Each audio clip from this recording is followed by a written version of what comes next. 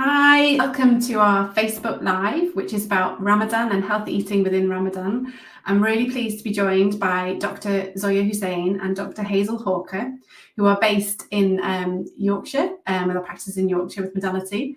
They're going to run through a talk about Ramadan and healthy eating, and then we're going to open up to any questions. So if you have any questions, please put them in the Facebook comments or chat, and on YouTube there's a chat function as well if you're watching on YouTube. So I'm going to hand over to Hazel and Zoya for the presentation. Hi, thanks Lois. So my name is Zoya Hussain, I'm a GP in Keighley, and we're going to talk about Ramadan. So Ramadan is hopefully starting next week, and this is a month of fasting for Muslims where they don't eat or drink anything from sunrise to sunset. It lasts 4 weeks and is ended with the celebration of Eid. So what we're going to do is we're going to give you some tips about how to have a healthy Ramadan and think about what you can do to make it a healthy and fruitful time for yourselves. So the advice that we're going to be giving is generic advice. So we do recommend, if you are wanting specific advice about your health conditions or tailored advice to yourself, to speak to your own GP. So I'm just going to hand over to Dr. Hawker now. Thank you so much. Hi, I'm Dr. Hazel Hawker, also a GP in Keighley. Could we have the next slide, please? So we're going to talk a little bit about what a healthy Ramadan might be, eating well, moving as well, and touch, as Zoe said, very briefly on other health conditions, but not tailored advice. Thank you. Next slide. A lot of our information is available on the British Islamic Medical Association website if you want to have a look for more advice as well. But as we say, always ask your own GP. Thank you. Next slide. BEMA is open to anybody. So again, you can look on the web for any more information about them. Okay, thank you. Next slide. So the importance of health in Ramadan. I mean, Ramadan is one of the most beautiful times of the year for Muslims. We make dua to see it. We look forward to its coming. And there are worldly benefits that we gain, but of course the main essence is to do the fasting and the ibadah. Thank you. Next slide. We've all got our vices, and this can be a really good time to tackle those, whether it be smoking, anything. Okay, and we know from sort of various studies and things, people say it takes about 28 days to start forming a habit or breaking one. So this is a really good time to start, and you can start this week. If you contact your local GP service, there will be services in your area to help support, whether that be smoking, alcohol, drugs, anything. It can be a really good time to stop things and start good habits, which is what we're going to talk about now. Thank you. Next slide. A lot of us as Muslims live in areas that are more deprived. And for various different reasons, there are more health inequalities. And one of the things that can quite often happen is a lot of obesity. Both ourselves and even our children now are having more fat in the diet, more sugar in the diet, less active. And like I say, there's a variety of reasons that may be the case. But it's not really surprising then that we have some of the highest reported ill health and worst health outcomes in Britain. So this is something that we can improve on, and we can all play our part in this. And so that's what we're going to try and cover. Next slide, please. Who can and can't fast, who should and shouldn't, illness and medication and things. That's an area that's poorly understood a lot of the time, both by the health professional and by individuals as ourselves as Muslims. So in terms of rulings and things, you take your religious ruling from your leader, but you must take that in conjunction with your medical advice. Your individual circumstances will be different to the person next door. Your blood results will be different. So always consult your GP as well and take the two in conjunction. And if you are somebody who is unable to fast for medical reasons, as disappointing as that may be, remember that provision is there for you, and it's a mercy, and your body has rights on you as well. So really do look after your health. Okay, next slide, please. So we know why we fast. You know, it's prescribed by Allah, nobody else, and that is our main reason for doing it. But there are some other bonuses, particularly when it's done right, and you can see them here. Some of us, unfortunately, sometimes can gain weight in Ramadan, and that means we're not quite doing it right for a variety of reasons, and we want to avoid that. There's a growing body of research, scientific research, that backs up the benefits of fasting, and we can see them listed there. Some of you may have heard of intermittent fasting.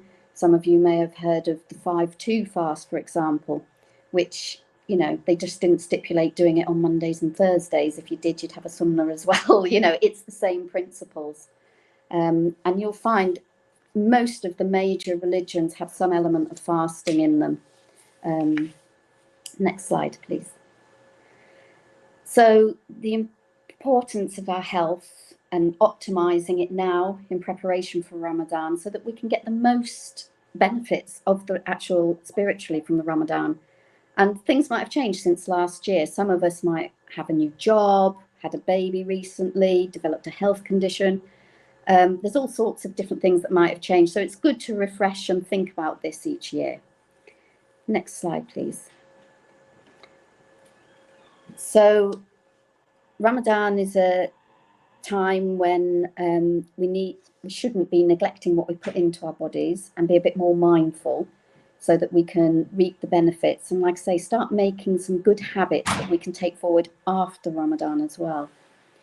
Next slide, please. A lot of you may be familiar with the NHS Eat Well plate. So a little bit of science. After about 8 hours, our bodies go into what's called a fasting state. And that means that we've absorbed all the nutrients from the gut. And around this time, we've used up the body's supply of sugar or glucose. And so now the body looks to convert fat into that sugar to carry on having the energy. And we can use this to our advantage when we're fasting. So the sort of foods that we call complex carbs and high fiber foods, these can also sometimes be called low GI foods when you look on packets. These foods break down slowly and release energy slowly into the body. Because what you don't want is something that quickly gives you energy, but then quickly drops off, because you'll feel fine once you've just eaten it, but your fast is going to be very difficult. So by eating these sort of simple sugars that cause this spike, you're going to end up feeling tired during the fast, maybe some headaches. So it's better to try and keep your sugar levels as constant as you can. And one of the ways you can do that is plenty of protein, which releases slowly. And when you do have the carbohydrates, having it with some protein, because that will just flatten out that spike a little bit, which can help. Now, the actual plate proportions, there's a bit of debate at the moment, but I mean, right now, this is what we need to aim for. It will probably change slightly going forwards, probably a smaller proportion of the carbohydrates and a bit more on the fruit and veg. But that's the sort of thing that we need to be looking towards. And, you know, if you just think how you eat now, does that reflect that? Are there tweaks that you can make both for now and, as I say, going forward? Next slide, please.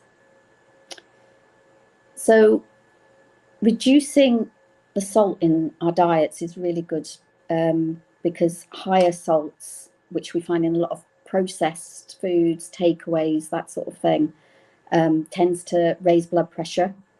And you generally don't normally feel any symptoms from that, but it puts you at a higher risk of heart attack and stroke.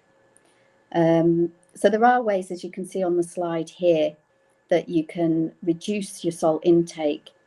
I mean, things like mushrooms or tomatoes, they can give a sort of salty, savoury taste that you can substitute instead of extra salt in your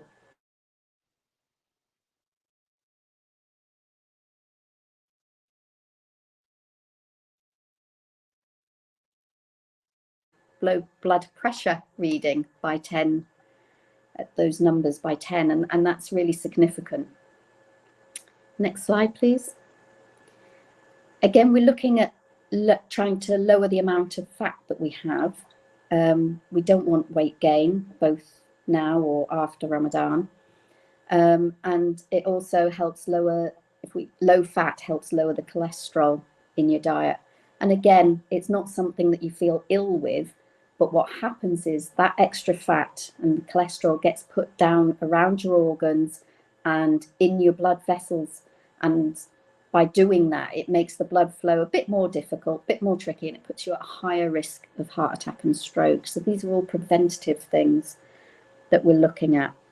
I mean, many of the fat sources come from animals, meat, dairy products, but you know, there are plant foods as well, and things like meat. We eat a lot of meat now compared to the times of the Prophet ﷺ, who rarely ate meat, and that's something we can think about going back towards, and I'll come on to in a minute. Next slide, please. And again, reducing the amount of sugar. Sugar makes you thirsty for a start, so trying not to have really sweet desserts at iftar, because again, you'll get that blood sugar spike that we spoke about that can make you feel a bit more poorly, but it will also increase your thirst. You can use things, try and substitute into recipes to get that sweetness. Things like carrots, peas, sweet corn, they're all sweet without being actual sugar. And there's a increasing body of evidence that reducing sugar and reducing your carbohydrates, a low carb approach, is really successful in both weight management and diabetes. So much so, I mean, I know here in our practice, we offer a low carb program for our diabetic patients who've had really good results. So contact your local branch, your local practice, because they may well offer it too. And it's really successful, but it's something you need to do with medical advice, particularly if you're diabetic. So in terms of fasting, what we call the low GI foods will help with your weight management and with tiredness levels. And these are the ones that break down slowly. They prevent the blood sugar spikes and they help you feel fuller for longer. So it tends to be things like brown pitta, brown bread, brown rice, brown pasta, rather than your standard white ones. So from today, you could think about cutting out the sugar in your hot drinks, perhaps.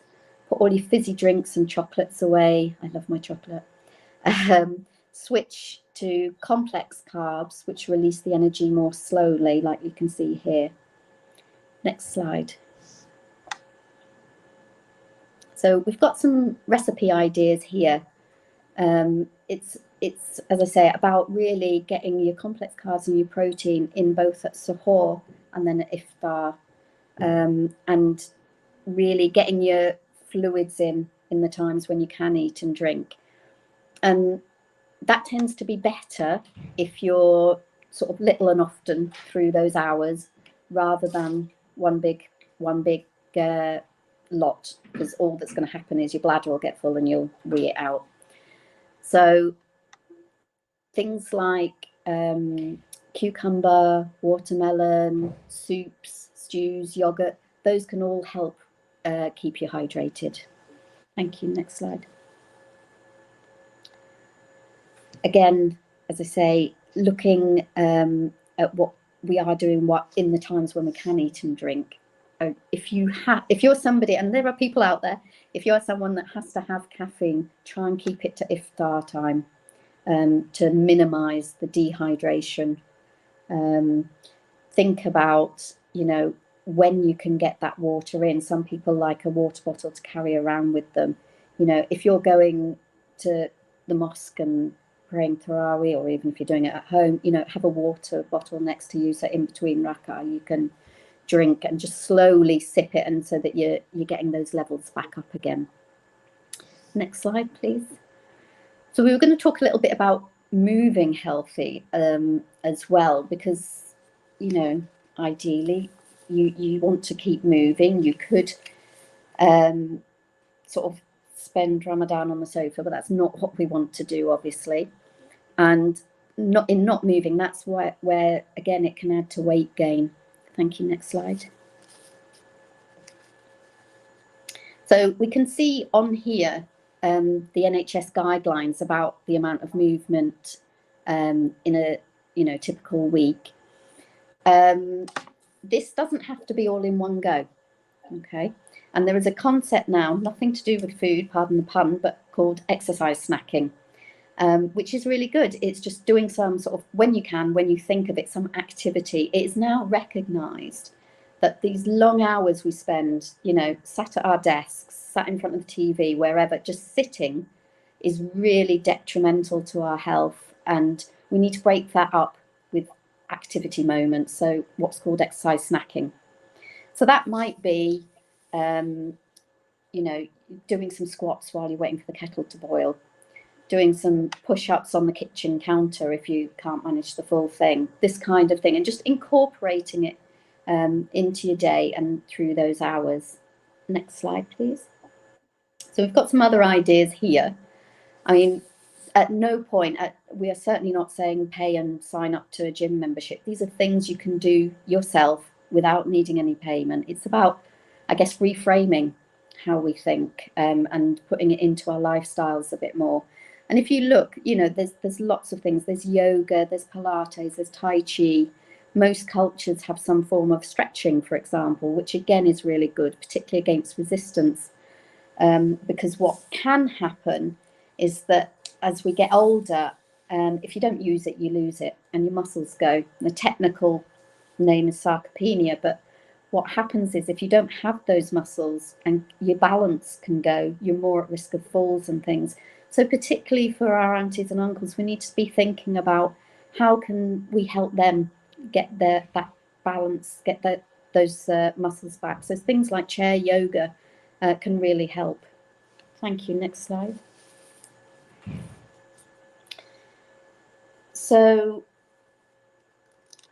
yeah, we need to sort of think, how do we move now and where can we build on that and maintain it through Ramadan? And always think, where are you at the moment? If you guys do not start a HIIT session, we're just talking about building up slowly and just keeping active, a stroll with friends around the park, whatever.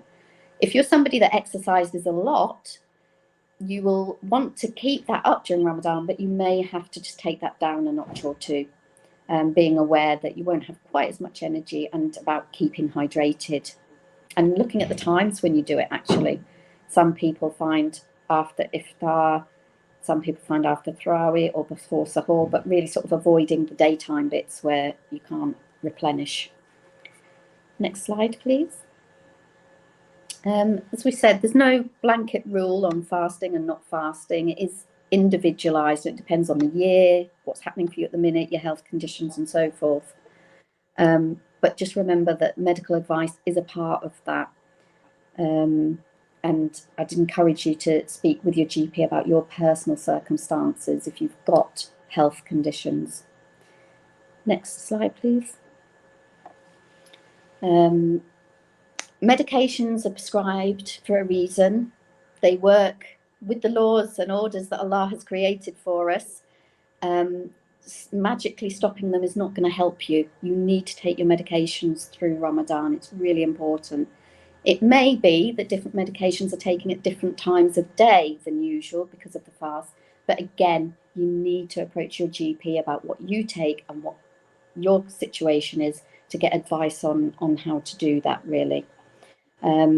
Neglecting our health is not good. Our bodies have got rights on us, so we need to just be careful about what we do there. And next slide, please. Many of us are diabetic, so again, plan in advance. Do talk to your health professionals about your numbers. Be what we call hypo-aware if you are fasting, so know what the symptoms of hypoglycemia are, and how to be prepared to break your fast if that were to happen. And that is both permissible and encouraged. You are also able, while you're fasting, to do the thing, test your blood sugars, your finger prick tests, and you need to be doing that more regularly than usual if you are fasting. Next slide, please. If you're taking any medicines, as I say, please consult your GP before you fast for that. Next slide, please. If you're pregnant, mashallah, congratulations. If you've just had a baby, mashallah. Remember, fasting, you can make it up at a different time. Some people, and it'll depend on the time of year of when Ramadan falls as well, and your personal circumstances.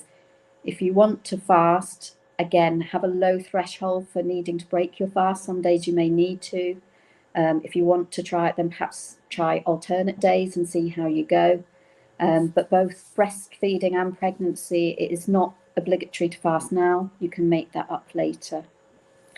Next slide, please. So I hope we've just said a little bit about what a healthy Ramadan is and the importance of eating well, keeping moving, and optimizing your health conditions. And like we say, form a habit for a month and take that forward for the rest of the year, inshallah. Next slide. Yeah, that's it. Thank you.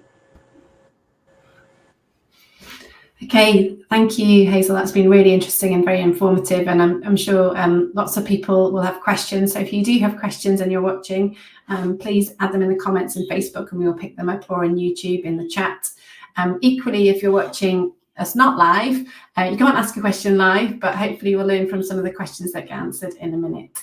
Ryan, are you right to move the slides from the screen? Is that okay? Thank you. So I can see Zoya and Hazel better. So, Zoya sat very quiet. What would be your top tips for Ramadan, Zoya? So I think Hazel's done a brilliant job there of covering the main pertinent points. And to me, I think hydration. I think it's the one thing we often forget about because we're so focused about we need to get some energy, get some food in us in the mornings before we start our fast, or when we're hungry, when the fast time is coming to open the fast, we're thinking about our food. So for me, I think the importance of the hydration, so maybe thinking about having a glass of water before you have your food and you open your fast. After every prayer time, have, like Hazel said, keep your water bottle with you, have a glass throughout the evening, and try to pace it. So what you want to do is you don't want to just have a fluid overload yourself with water as soon as you open your fast, but if you pace it, your body's more likely to hold on to that water and absorb it. And some of the symptoms of tiredness and fatigue during the month can be because you're not drinking enough in the evenings. Or when you wake up in the morning, yes, we're thinking, what can I have for my early breakfast, for example? But are we thinking, am I having coffee that's going to dehydrate me further? Or am I thinking about maybe having some water while I'm awake before I read my Fajr prayer, just to keep us hydrated? So that would be my key point, would be to think about your hydration levels. And there are caffeine-free alternatives, aren't there? So, if you really want, I love a cup of tea after I've fasted, if you want tea, coffee, Coke, although fizzy drinks aren't ideal, but there are the caffeine-free varieties which are worth considering. Definitely. Hazel, you mentioned about if you're diabetic and the things to really watch out for, to be concerned if you might have spoken to your GP and you've done all the right things, but then what sort of symptoms should you be concerned about if you're fasting and then all of a sudden experience? I think if you're just feeling unwell, full stop, if you're sort of dizzy, very lethargic, if you just you just really you want to sleep, you can't be bothered, if you're feeling sick, just check your blood sugars. The minute you feel unwell, check your blood sugars. If they are 4 or lower, absolutely you must break that fast, because that could be life-threatening. Okay, even if they're above that, if you're feeling unwell, break your fast, make it up another time. Yeah, and this is something which is completely permissible, and we should take advantage of that. It's there for a reason. Definitely. So what about younger people, with hormones and all kinds of things? Does that have effect on within your fastings? Can people, I know when I was younger, it's late teens, I would sometimes faint a lot because I had low blood pressure naturally. Does that affect people during Ramadan? Do you want to answer that, shall I? I don't. Yeah. Go ahead, Hazel. So I mean, no, it all comes back to hydration again. Right. So your blood pressure, when you're dehydrated, your blood pressure drops, and then you can feel faint and weak and wobbly. So again, it comes down to hydration. With teenagers, a lot of the time that can be sort of period related, but of course you won't be fasting if you're on your period. So just keeping really well hydrated. So that's one of the key things we need to keep saying, isn't it? Absolutely. It is. And obviously, like we've said before, if you take all that fluid at once, you're just going to see it in the bathroom. You want to keep that in. One of the things that can help with that is making sure you get plenty of sort of potassium and magnesium, because the way the body works, it just retains the fluid that way. So that can be very helpful. And you can get that in your foods. So things like almonds, avocado, pistachio nuts, preferably not salted, they're high in those naturally. So if you're having just a bit of that can help you retain fluids anyway. That's good. Yeah, and the other thing I like to add, Lois, is if you're younger, what you can do is think about building up your body to fasting, to doing a full fast. So we've got a week now, so you can think about slowly, gradually reducing how much food you're having during the day, trying to match earlier breakfast and a later evening meal, seeing how you can make small adjustments, just so it's not a shock to your system. And when you're younger, you've got more energy and you're able to last without food for longer, without feeling those, hungry side effects, feeling dehydrated side effects. So if you can slowly start to reduce your intake, reduce your caffeine, think about the kinds of food that you're going to stock up in the fridge for when Ramadan comes, and then you've got it and it's accessible. Yeah, it's excellent. And what about, you're talking about weight gain, and obviously when people finish, is there a temptation just to eat lots and lots and lots? or is it the same thing? Should you gradually build up to your normal, or is there a risk you put on weight because of that, or how does that work? I don't know about you, but in our family, it's a bit of a running joke. You can eat what you like now, and there's all these lovely foods, but actually you don't eat a right lot because your appetite has gone down. So yeah, you would sort of slowly build back up. But certainly for Eid, we all like to celebrate, and you have all your nice foods. And particularly, I'm sorry if you are diabetic, really think about the sudden increase in sugar, and you control. Yeah, and I would just say that I think, hands up, I am guilty of being that person that sometimes has half a plate ready or a full plate of food ready, and I'm thinking, I can't wait to eat all that. And when the time comes, unfortunately, half the plate's left because you're just too full. So often, a tip to myself first and foremost was, don't fill your plate before it's time to open your fast. Because then you can limit how much you're eating, and you're more consciously aware of the foods that you're putting on your plate, because you're not suddenly thinking, right, it's time, I can eat what I want. And I guess reinforcing what Hazel said about the eat well plate, and thinking about the portions of food and what is going to help me to have a healthy fast, such as higher levels of protein, the right types of carbs, avoiding, white, just reiterating again what Hazel's mentioned about, the white processed foods, thinking about long grains, high GI foods. That's important as well. Yeah, and I think as well, making sure sort of on that plate you've got, say, like your salad. So at home I tend to make just very simple tomato, cucumber, spring onion, lime juice. That's it. But having that on your plate, because it'll help with your hydration as well as limiting how much of the other stuff you have. And is there some really good resources or somewhere that people can go? I know there's a British Muslim Medical Association, but is there different good websites that people go get good recipe ideas? Because when it comes, you think, oh, I've got to eat that again, but I'd rather, like you say, have the proportions and things like that. Where can people go? And also, obviously, those people who aren't massively internet enabled, I'm sure there's other people they can ask probably in their local community, I'm guessing. Yeah, and then, I mean, there are, you Google, there's lots of blogs and things that everybody does, but particularly for people with health conditions, Diabetes UK has some really good information about diet and fasting, really good, with some recipe ideas more as well. Yeah, because it actually has, just in every society, fasting has become, like you were saying at the beginning, a massive change in people's habits, hasn't it? I know Vipan, who's done the other sessions, he fasts during the day and has his meal at night, and obviously well hydrated during the day, and that works for him. And you were talking about the very low carb programs that are offered across a lot of sites in modality, and I definitely encourage people to speak to their practices about what's on offer, because the results, especially for people who are pre-diabetic or diabetic, have been amazing, and it all interlinks in terms of what you've talked about today and the sorts of foods that can keep blood sugar stable throughout. And I think, from my point of view, it's really interesting how the science is there, sort of backing up what we, as Muslims, we've been doing. While we know that once you hit about sort of 16 hours of fasting, and I can't think how long the fast is this year, but when you hit around that mark, the body goes into something that's called autophagy, which is basically like it's cleaning up and hoovering up all the cells that might have gone awry and the debris cells, and that is a really good thing. It helps with aging and it reduces cancer risk. So it's interesting that you can see that, and we can see those science papers out there now proving that.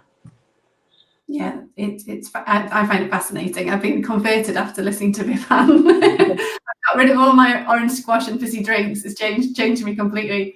So we got a question. How can I stay hydrated during the day? I can get really thirsty.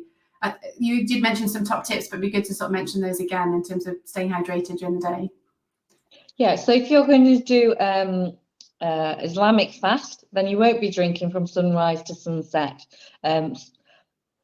So the tips I mentioned earlier about, when you open your fast, have a glass of water when you open the fast, after your prayers, before you have your meal, after your meal, sipping the water throughout the evenings, having something in the morning. If for health reasons you feel like you can't do the full fast and you're wanting to participate in the fasting, you just want to drink water throughout the day but not have any food, that's a personal choice. But to do the full Islamic fast, I'm afraid you will have to abstain from water from sunrise to sunset. So this year, the timings are looking like from about 4 or 5 a.m. till 6 p.m. this evening, in the evening. So it's not as long as you might think, like the summer months where the hotter weather can make you feel like you're going to be more dehydrated. We're still in the cool part of spring, so hopefully that should make it easier for you.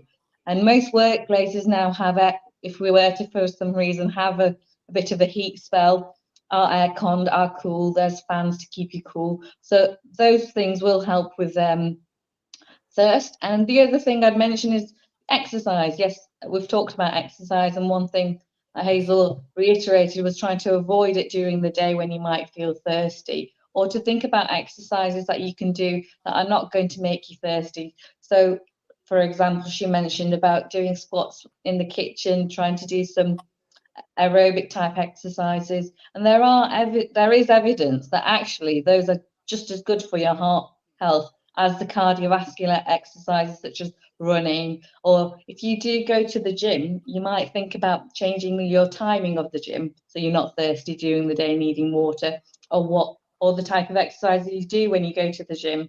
So maybe focusing more on the weights rather than treadmill, bike, rowing machines. So reframing what you do for exercise to reduce your thirst and need for water.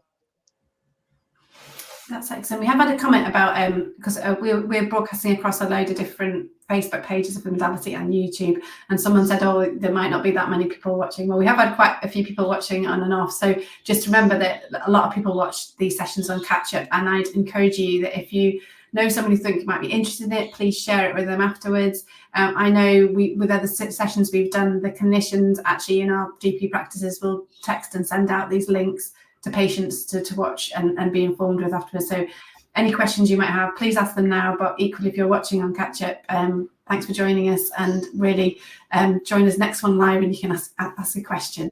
Okay, so we need to think about, I think your exercise top tips are really good. I think we've got talked about recipes.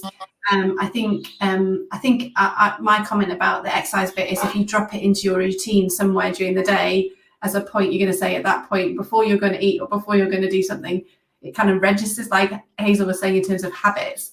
And that actually might be good habits that once you've finished your fast, that might stay with you going forward. And that's proven. There's a lot of research about that as well. So last few minutes left. What else do you think, Hazel and Zoe, people might want to know about what things they can do during the fast of Ramadan? So one thing I'm going to do differently this year is I'm going to use my air fryer a lot more.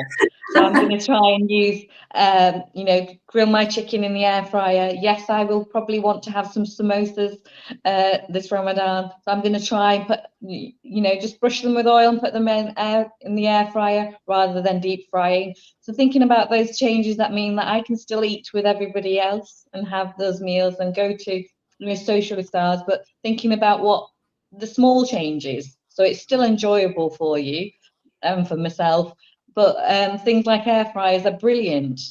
And I think especially in the Ramadan, if you're thinking about deep frying, just if you have access to one, just think about, could I make the same thing in the air fryer?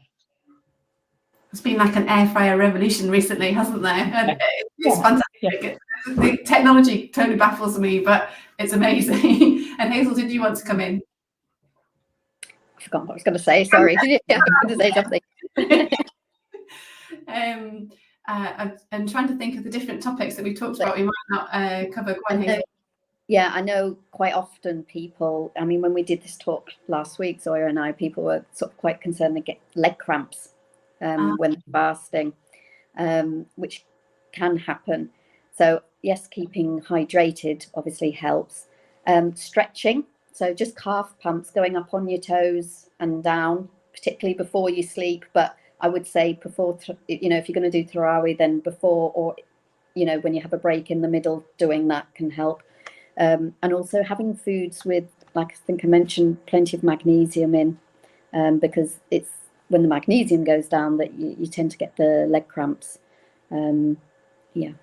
So on exercise, there's loads and loads of things now free, isn't there, on Google, the internet, YouTube, short things. And I'm sure probably, like you said, someone's got a blog probably on exercise in Ramadan if you Google that, which would be really useful for people. And because sometimes you think you're going to pay for these things, but there's so much. No, there's so much stuff out there. So for example, like with the yoga, there's something really famous called Yoga with Adrienne. It's all free. You can do 5-minute ones, you can do hour ones, you can do chair yoga. It's really good. Well, actually, I think it might only be on the AWC modality pages. It might be wider. We could probably share it wider. We did a Tai Chi session just over a year ago live, which was super, super popular, probably our most popular video. So we could probably reshare that. But it talks about not only as in Tai Chi, as in fully stood up, but also sat down exercises. So if you're not as mobile, that was really useful. So that might be something we can share on our pages. But it's probably one of the most popular things, and if Bill's listening in the background, we need to do that again because it was super, super popular. If you eat a lot, then you don't want to move. That's natural. You don't want to move, and we know as well. That the Prophet ﷺ told us keep a third of your stomach for food, a third for drink, and a third empty, so you're not bloated. So the idea being, and then you can do your Tarawih prayers or whatever. We don't want to be overloading ourselves at iftar, spiking our blood sugars really high, and then just like collapsed and don't want to move off the sofa. So yeah, keeping that movement in is really important. One thing that before we finish, the last thing we haven't really mentioned is about sleep patterns, and obviously this is it meant to. How do people struggle to sleep, or is there things they can do to make sure they go to sleep on time, or the change in having to get up early to eat? How does that work? It can be very difficult, can't it, Zoya? Yeah, it can be very difficult, and I don't know about you, but I certainly find once I've eaten for a while, I'm like, woof, I'm wide awake, even if I thought I was going to sleep early, you know. Avoiding the caffeine. The other thing that can really help, it comes back to the same thing, I'm afraid, but is magnesium. So making sure you're getting that magnesium in your diet. It helps with your sleep patterns as well. But we do accept that obviously we're going to be sleeping less. We're doing more ibadah. And a lot of us are sort of out at work in the day. So it's just trying to make it as high quality when you can. So make sure the room is dark, quiet, not too hot, not too cold. Yeah. And what sort of foods would be good to not overdo, but with the magnesium, and what sort of things would be good to include? Nuts are good, almonds being the highest, followed by pistachios, but not salted ones. And again, it's just having some. You don't want to go overboard on them because obviously they're quite a lot of natural but good fats in them. Avocado is really high. It's one of the highest sources. Bananas are there. They're not quite as high in the amount of magnesium, and of course they've got more natural sugar in them, but again, those are possible. So, you know, for your suhoor, you might perhaps make a smoothie with some reduced fat milk, add a banana, maybe a date, and something like some flax seeds or some chia seeds that can help with constipation, which of course some people struggle with as well during Ramadan. Yeah, that's really and there's nothing wrong with having a nap during the day if you need to, and feel like you need to recuperate having a nap. One thing I tend to do is if I'm going to have something in the morning, I'll have something that's warming. So maybe something like porridge that's slow release energy but still warm, so that I'm not as awake as I could be, so I can get back to sleep if I want to go back to sleep afterwards. I'm just thinking about keeping your sleep routine. So like Hazel said, keeping your sleep time habits going so that you can get to sleep on time.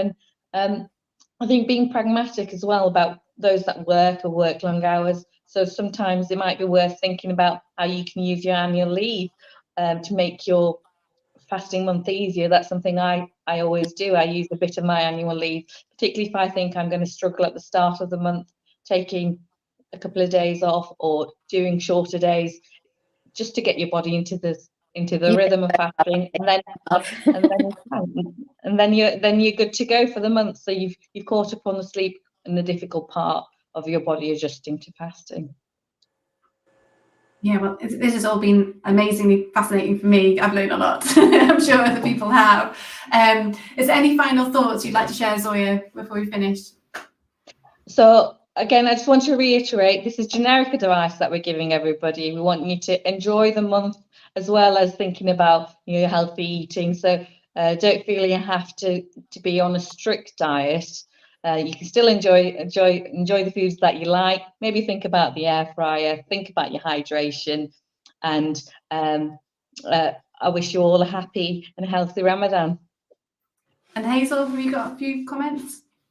Yep, just the same, really. Yeah, keep hydrated, keep the watermelon going, the soup, you know, the chickpea chaat, whatever it is, get the watermelon and the protein going. And yeah, I hope everybody has a really lovely, blessed Ramadan. That's brilliant, thank you. So I'm going to remember keep hydrated. That's the main thing that is going to stop all those nasty symptoms. But thank you so much for joining us, Zoya and Hazel, and everybody that's been watching. Please follow up with the comments and like and share across the share the information as wide as possible. Thanks again. See you sometime soon. Bye. Bye.